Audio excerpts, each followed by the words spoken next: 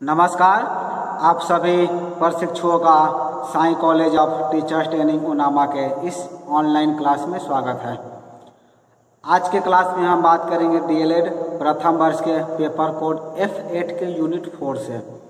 जैसा कि आप सभी जानते होंगे, यूनिट 4 में आपको पढ़ना है पढ़ने की समझ, पढ़ने की योग्यता का विकास हम कैसे करेंगे, पढ़ना होता क्या है, इस सब के बारे में हम लगातार पिछले वीडियो में बात किए थे। और पिछले वीडियो में हमने जाना था बाल साहित्य के बारे में भी।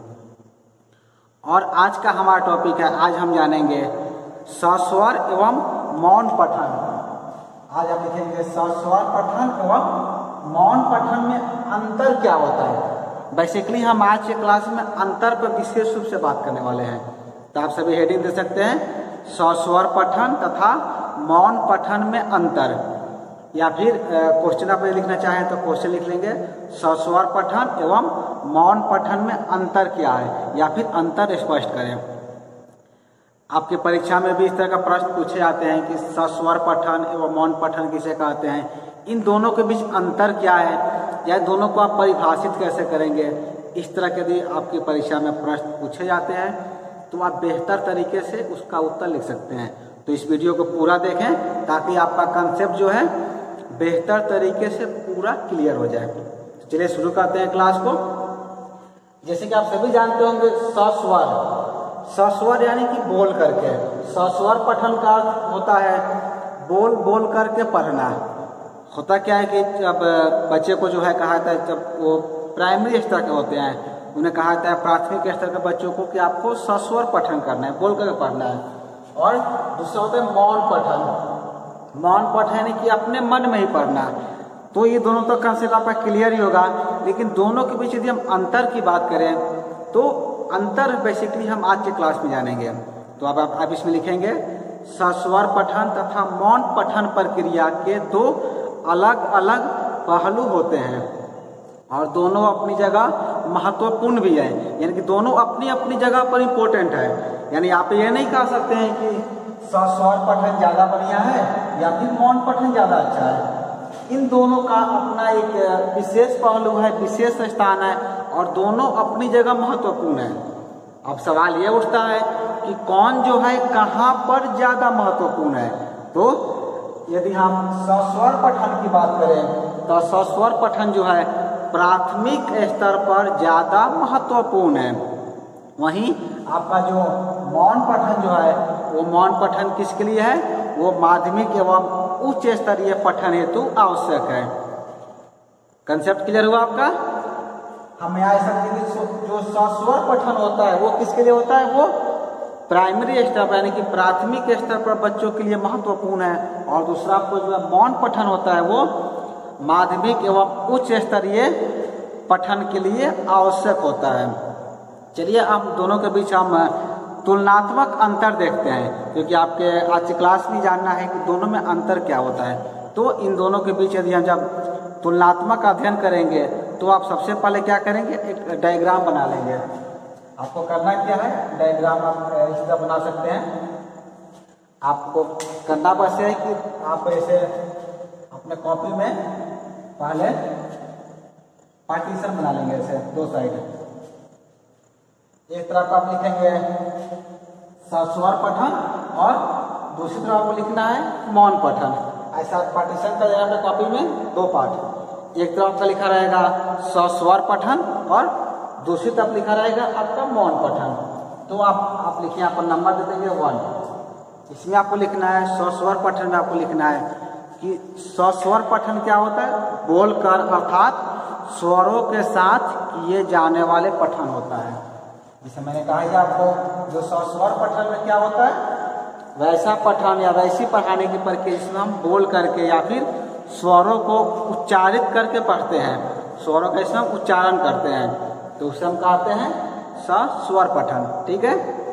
और मौन पठन में क्या लिखेंगे आप, मौन पठन में नंबर 1 देंगे। इसमें आपको लिखना है कि मौन पठन अर्थात मौन रहकर चुपचाप किए जाने वाला पठन है। जैसे कि नाम से क्लियर है, मौन पठन यानी कि मौन रहना है, आपको शांत रहना है, चुपचाप रह करके जो शांत रह का पठन किया था उसे कहा था आपका मौन पठन। ठीक है।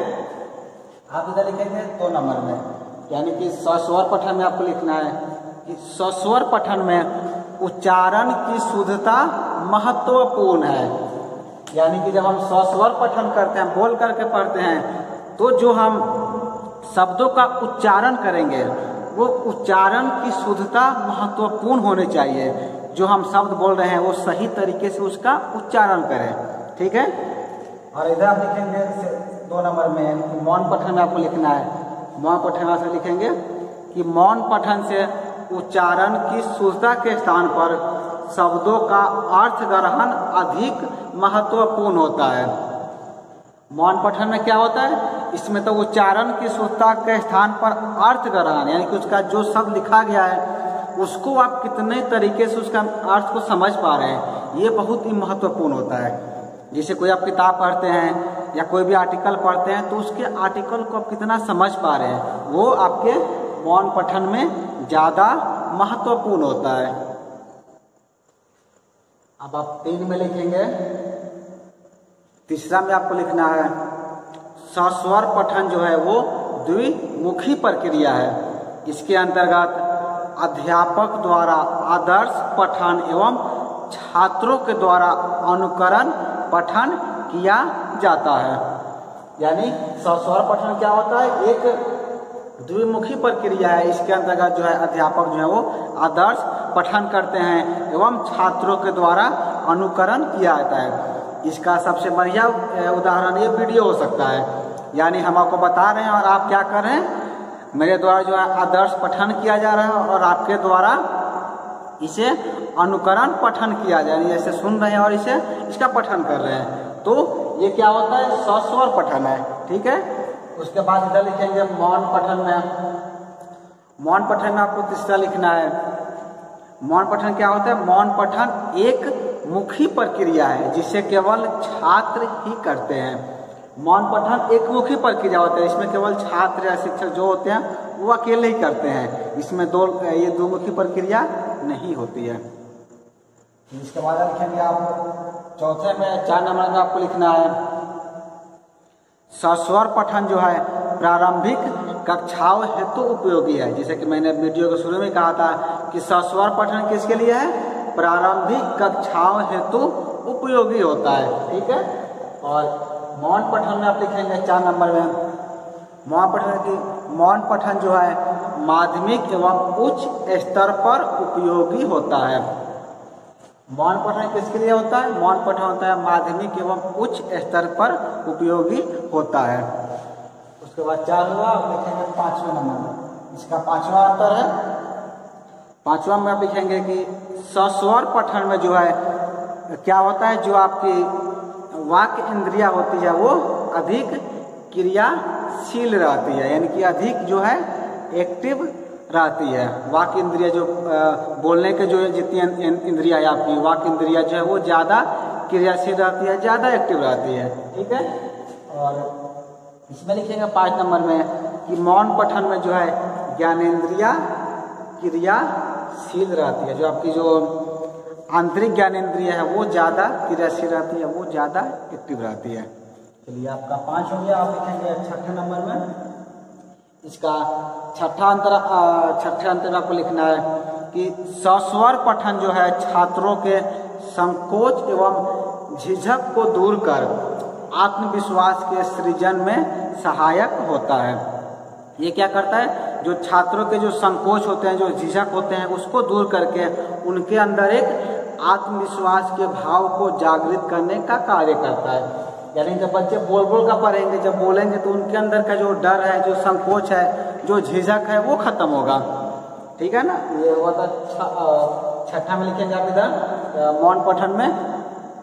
मौन पठन जो है छात्रों की एकाग्रता की वृद्धि में सहायक होता है। इसमें संकोच हेतु अवसर ही नहीं होता है। जब बच्चे मौन पठन करते हैं तो मौन पठन में क्या होता है, उनके जो एकाग्रता होती है उनकी एकाग्रता में वृद्धि होती है।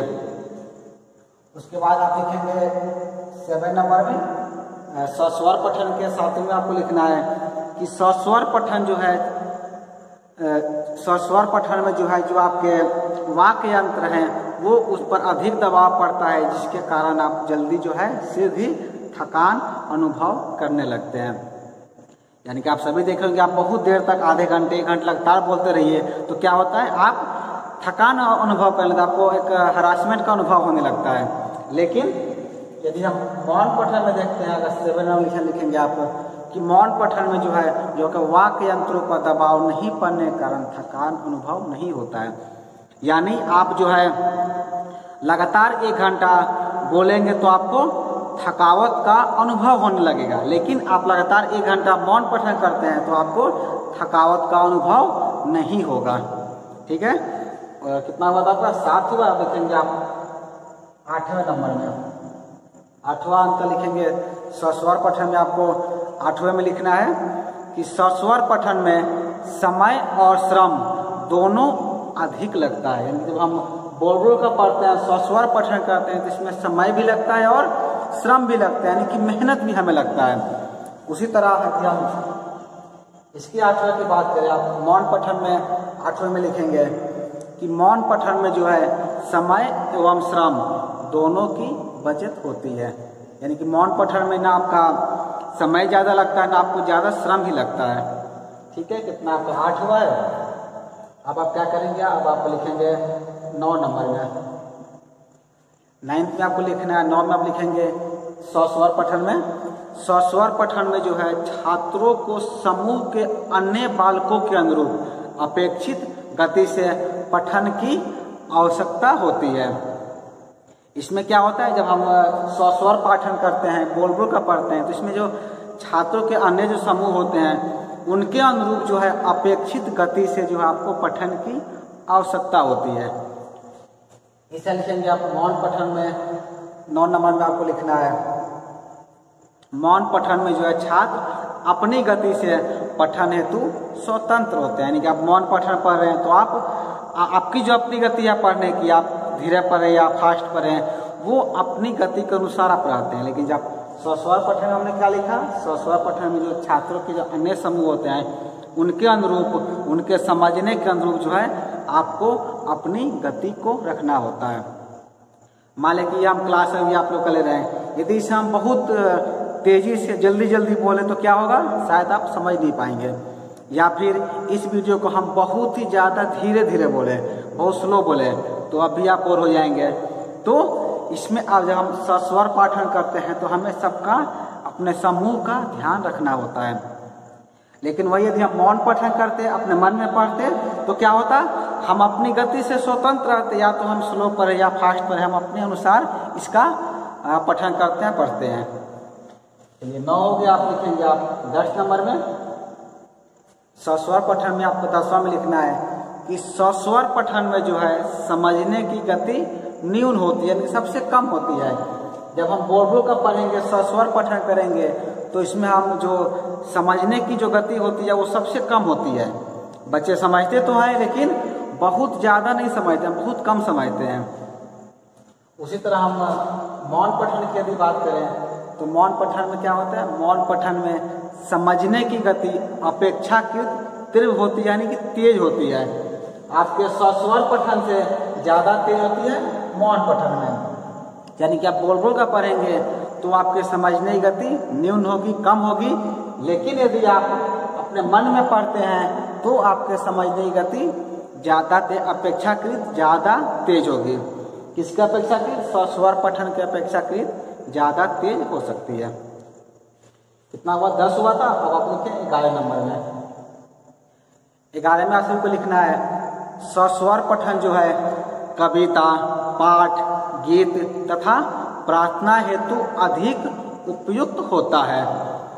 यदि हमको कविता पढ़ना है, कोई गीत गाना है या फिर प्रार्थना कराना है तो इसके लिए क्या होता है, सस्वर पठन जो है ज़्यादा उपयुक्त माना गया है, ज़्यादा उपयुक्त होता है। उसी तरह आप मौन पठन में 11 नंबर लिखेंगे। मौन पठन जो है, मौन पठन विविध गद्य विद्याओं हेतु अधिक उपयुक्त होता है। यानी कि जो गद्य विद्या होते हैं, जो लंबी कहानियाँ होती है, उसको पढ़ने के लिए आपका मौन पठन ज़्यादा उपयुक्त होता है, ज़्यादा सार्थक होता है। 11 को आप लिखेंगे 12 नंबर में। 12 लिखेंगे सस्वर पठन में। सस्वर पठन द्वारा व्यापक एवं विस्तृत अध्ययन संभव है। सस्वर पठन में क्या होता है, व्यापक एवं विस्तृत अध्ययन किया जा सकता है। ठीक है, और आप इधर लिखेंगे मौन पठन में 12 नंबर में इसमें लिखते हैं कि मौन पठन द्वारा व्यापक एवं गहन अध्ययन संभव है। इसमें हमने क्या समझा, सस्वर पठन में हमने समझा कि सस्वर पठन द्वारा व्यापक एवं विस्तृत अध्ययन संभव है। ठीक है, और मौन पठन के द्वारा इसके द्वारा जो है व्यापक एवं गहन अध्ययन संभव है। ये आपको याद रखना है। कितना होता है 12 का, आप लिखेंगे 13 नंबर में। 13 में आपको लिखना है कि सस्वर पठन में जो हाव भाव एवं शारीरिक मुद्रा पर विशेष ध्यान दिया जाता है। जब हम सस्वर पठन करते हैं यानी कि बोल बोल कर पढ़ते हैं तो जो हमारा शारीरिक मुद्रा है, हमारा जो हाव भाव है, उस पर जो है हमें विशेष ध्यान देना पड़ता है। यानी जब आप बोल बोल कर पढ़ रहे हैं तो आपका हाथों का प्रकार क्या, आपका शारीरिक अंग क्या है, आपका आई कंटेक्ट क्या है, आप किसे देख कर पढ़ रहे हैं, इसका जो है विशेष ध्यान देना होता है। उसी तरह आप लिखेंगे मौन पठन में, मौन पठन के आपको 13 में लिखना है कि मौन पठन में शारीरिक मुद्रा एवं हाव भाव की अपेक्षा एकाग्रता एवं ग्रहणशीलता का ध्यान रखा जाना अधिक महत्वपूर्ण होता है। यानी जब हम मौन पठन करेंगे तो शारीरिक मुद्रा हाव भाव का इसमें कोई ध्यान नहीं रहता, क्योंकि कोई आपको सुन नहीं रहा है। इसमें आप उस चीज़ को कितना अधिक समझ पा रहे हैं, कितना ग्रहण कर पा रहे हैं, इसका आपको विशेष ध्यान देना होता है। चलिए कितना 13 हुआ था, 2 और लिख लीजिए, 15 आपका हो जाएगा। चलिए 14 में आप लिखेंगे, इसमें आपको लिखना है कि जीवन में जो है सस्वर पठन के अवसर सीमित हैं। सस्वर पठन का अवसर क्या होता है, हमको अपने जीवन में सीमित मिलता है। सीमित क्यों मिलता है, क्योंकि इस सस्वर पठन जो है केवल आप प्राथमिक स्तर पर ही करते हैं। इसीलिए 14 में आप लिखेंगे कि आपके पूरे जीवन में सस्वर पठन का जो है आपको सीमित समय मिलता है। उसी तरह आप मौन पठन लिखेंगे 14 नंबर में। मौन पठन आपको लिखना है कि मौन पठन की उपयोगिता अपेक्षाकृत अधिक होती है। यानी कि सस्वर पठन से ज़्यादा आपका मौन पठन आपको जीवन में इसका प्रयोग ज़्यादा करना होता है। और इसका लास्ट आप लिखेंगे 15, आप इसे 15 लिख सकते हैं। 15 में आपको लिखना है सस्वर पठन जो है वस्तुतः एक विद्या अथवा कौशल है। सस्वर पठन क्या है, एक विद्या होता है, एक आपका कौशल होता है। और मौन पठन जो है वस्तुतः सतत अभ्यास है। मौन पठन आप लिखेंगे कि मौन पठन जो है आपका सतत एक अभ्यास होता है। तो आज के क्लास में हम जान रहे थे, हमने आपको 15 बिंदु बताए आपके सस्वर पठन के और 15 बिंदु बताए आपके मौन पठन के। इसमें से यदि आप कम से कम 10 भी याद रखते हैं तो आप बेहतर तरीके से अपने परीक्षा में इसका उत्तर लिख सकते हैं। इसका विशेष ध्यान रखें, जब परीक्षा में आप उत्तर लिखते हैं तो अपने उत्तर को एक एक पॉइंट वाइज, जैसे हमने नंबर वाइज सोच के उसी तरह आप पार्टीशन करके सस्वर पठन मौन पठन को परिभाषित करेंगे। या किसी भी जब आपको इस तरह की परिभाषा पूछी जाती है तो ऐसे आप तुलनात्मक अध्ययन करके बताएंगे तो आपका उत्तर जो है ज़्यादा सटीक माना जाएगा, आपको ज़्यादा अंक की प्राप्ति से होती है। तो इसका विशेष ध्यान रखें, जब भी आप उत्तर लिखें तो क्या करें, उसको बिंदु वाइज या पॉइंट वाइज सूचित करके ही अपने उत्तर को बेहतर तरीके से लिखने का प्रयास करें। तो आज के क्लास में इतना ही। हम अगले क्लास में आपके डीएलएड प्रथम वर्ष के पेपर कोड F8 के बाकी यूनिट को लेकर आएंगे। इस वीडियो में इतना ही। इस वीडियो को पूरा देखने के लिए आपका धन्यवाद।